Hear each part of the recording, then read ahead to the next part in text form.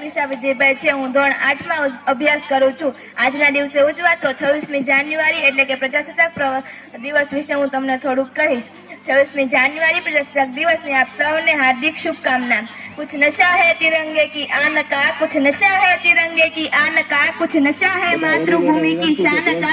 हम लहराएंगे हर जगह ये तिरंगा, नशा है हिंदुस्तान के सम्मान का। મિત્રો, જેને દેશ પ્રેમનો નશો ચડે ને એને બીજા કોઈ નશાની જરૂર પડતી નથી। કોઈ પણ દેશના નાગરિકને પોતાના દેશ પ્રત્યે પ્રેમ, આદર, સન્માન, દાસિત્વ ભાવ હોવો જરૂરી છે। મિત્રો, આપણે આપણા હકો માટે લડીએ છીએ તો આપણે દેશ પ્રત્યેની ફરજો પણ ન ભૂલવી જોઈએ। ડોક્ટર બાબા સાહેબ કહેતા તેમ સૌથી પહેલા અને સૌથી છેલ્લે આપણે ભારતીય છીએ। મિત્રો, દર વર્ષે આપણે પ્રજાસત્તાક દિવસ અને સ્વાતંત્ર્ય દિવસ ઉજવીએ છીએ। કેમ કે આપણને મળેલી આઝાદી એ આપણા માટે મહામૂલ્ય છે। તેની ખૂબ મોટી કિંમત ચૂકવી છે આપણે। આપણને ગુલામીની જંજીરોમાંથી મુક્ત કરાવનારા વીર બંગાઓની રાષ્ટ્રભક્તિ અને સંકલ્પ શક્તિના કારણે જ આપણે આ ખુલ્લી હવા લઈ શકીએ છીએ।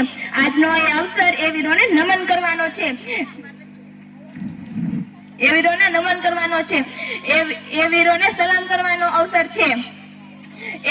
જે દેશની સુરક્ષા કાજે મન મૂકીને લડનાર એ વીર સૈનિક ભાઈઓને સલામ કરવાનો અવસર છે।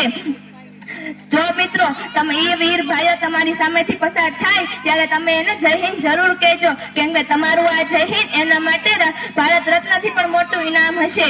मैं भारत का हरदम अमित सम्मान करती हूँ, मैं भारत का हरदम अमित सम्मान करती हूँ। यहाँ की चांदनी मिट्टी का ही गुणगान करती हूँ। मुझे चिंता नहीं है स्वर्ग में जाकर मोक्ष पाने की, मुझे चिंता नहीं है स्वर्ग में जाकर मोक्ष पाने की। तिरंगा हो मेरा कफन, बस यही अरमान करती हूँ। મિત્રો, હવે વાત આવી આપણી કે આપણે દેશ માટે શું કરી શકીએ તો આપણે ભારત માતાના સંતાન તરીકે દેશની રાષ્ટ્રીય સંપત્તિને નુકસાન ન પહોંચાડીએ, અન્ન અને જળનો બગાડ ન કરીએ, વીજળી બચાવીએ। એ એક રાષ્ટ્રભક્તિ જ છે।